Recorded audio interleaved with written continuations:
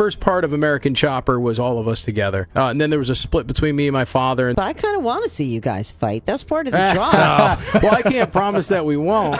Beneath the explosions was a quieter pressure that shaped everything. The constant presence of cameras, reframing their lives into content. And once you understand what happened behind the scenes, the downfall starts to look completely different. What viewers never saw, the weight of reality TV production from the outside. American Chopper looked like unfiltered reality, 2 men, 2 tempers, and an endless stream of clashing visions caught live in the forge of a motorcycle shop.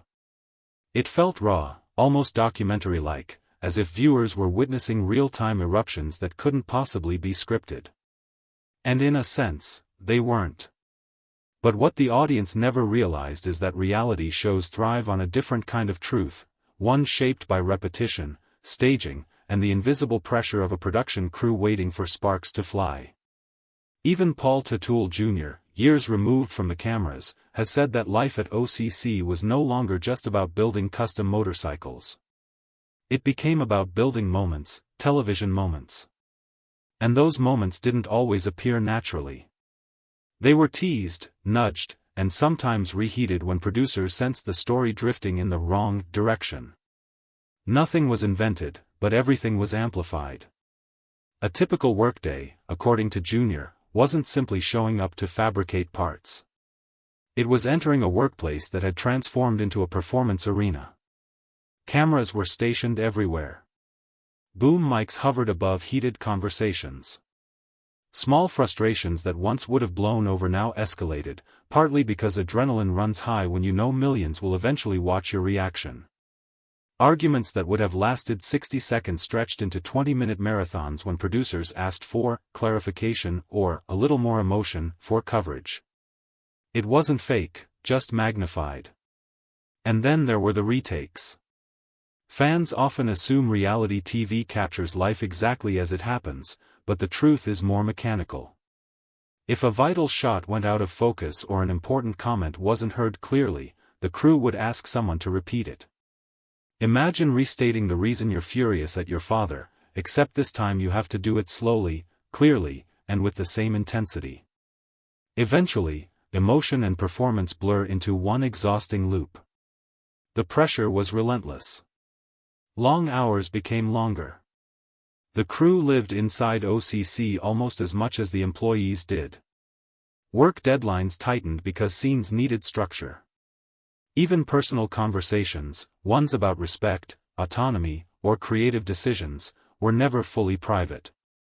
Cameras might not be rolling, but the possibility always hung in the air, shaping how people behaved.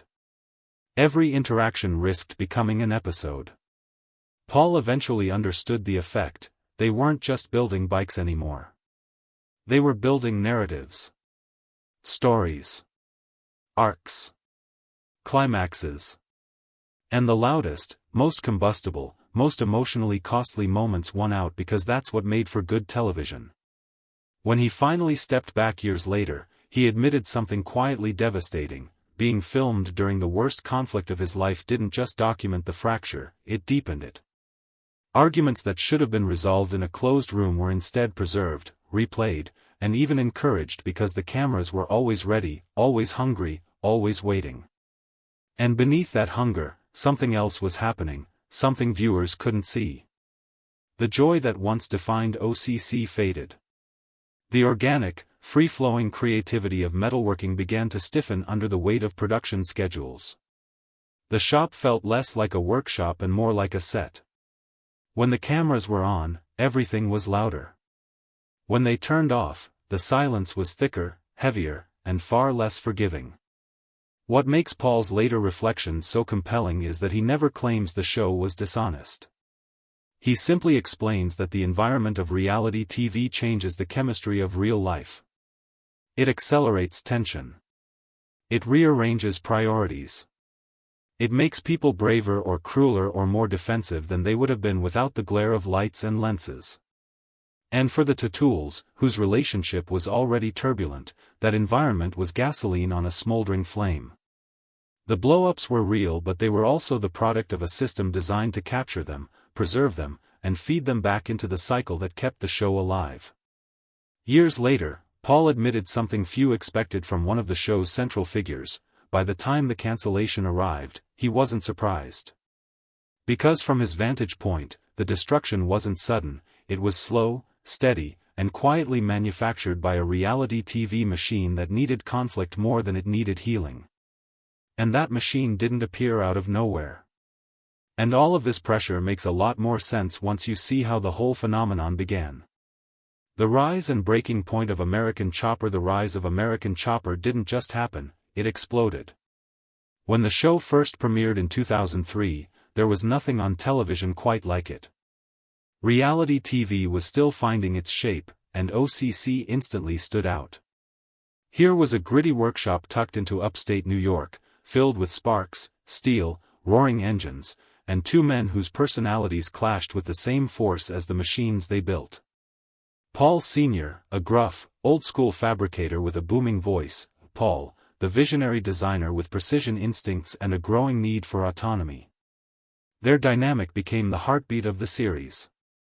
At first, the magic was simple: a family working together under pressure, taking raw metal and turning it into one-of-a-kind creations.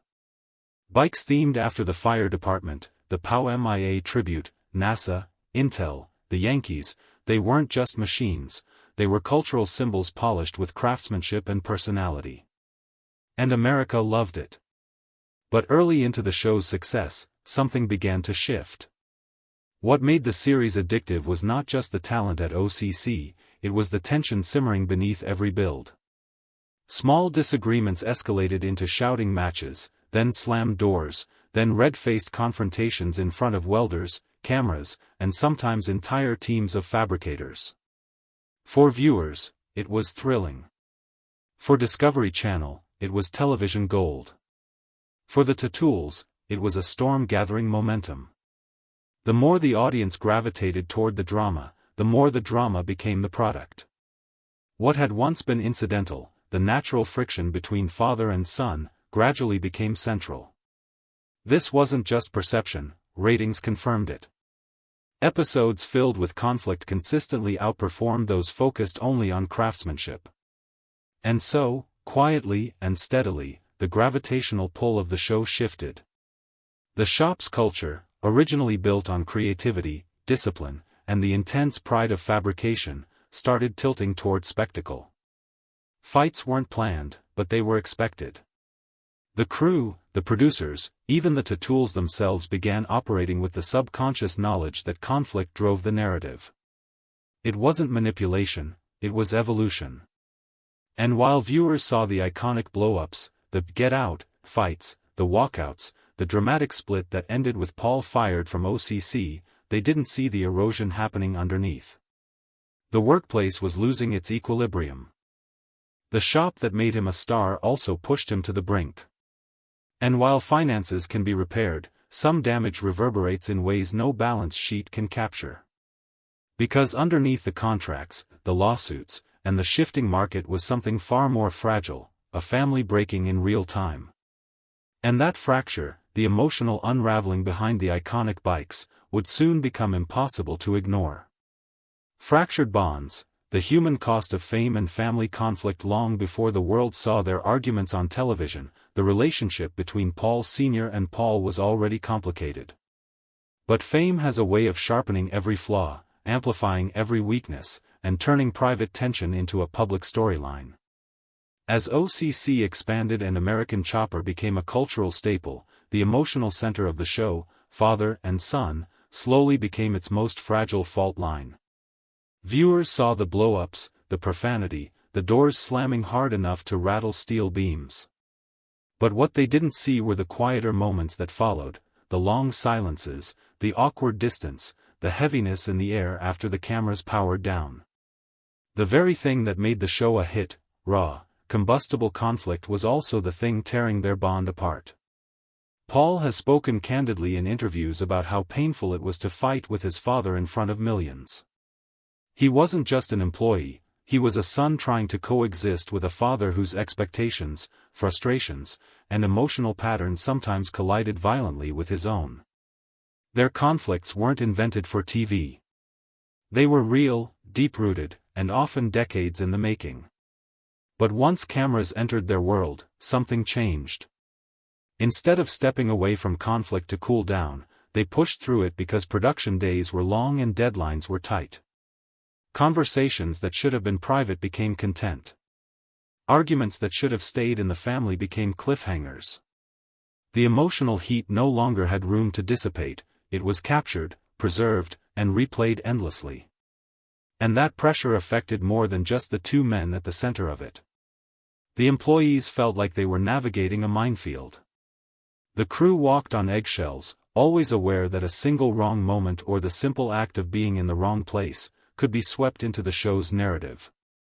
For some, OCC ceased being just a workplace. It became a stage where every emotion risked becoming part of the storyline. Paul, caught between creative passion and emotional exhaustion, reached a point where he could no longer ignore the toll the show was taking on him. He described it later as a kind of erosion, not sudden, but steady and relentless. Each argument chipped away at his patience, his identity, and his sense of direction. And because cameras were always present, the process happened in a way that felt performative, even when the emotions were painfully real. His father felt the weight too, though perhaps in a different way. Paul Sr. carried the strain of running a business under national scrutiny, maintaining a persona, and managing a team that was simultaneously building choppers and carrying a television franchise on its back. His tough exterior, part authenticity, part armor, wasn't always enough to protect him from the emotional fallout. The more the cameras captured his frustration, the more he leaned into it, often without realizing the long-term consequences. The breaking point, when it finally arrived, was seismic. The firing of Paul wasn't just a workplace decision. It was an emotional climax years in the making. A father's authority colliding with a son's desire for independence. A personal fracture intensified by fame. And once it happened, neither of them could find their way back to the version of themselves that existed before television entered their lives. Legal battles followed. Lawyers replaced conversations. Courtrooms replaced family meetings. Every small hope for reconciliation evaporated into paperwork and press releases. It wasn't just a rift, it was a full separation, personal and professional, that both men carried heavily. And yet, even as the relationship fractured, something else quietly happened: clarity. Distance allowed both of them to see the situation more honestly.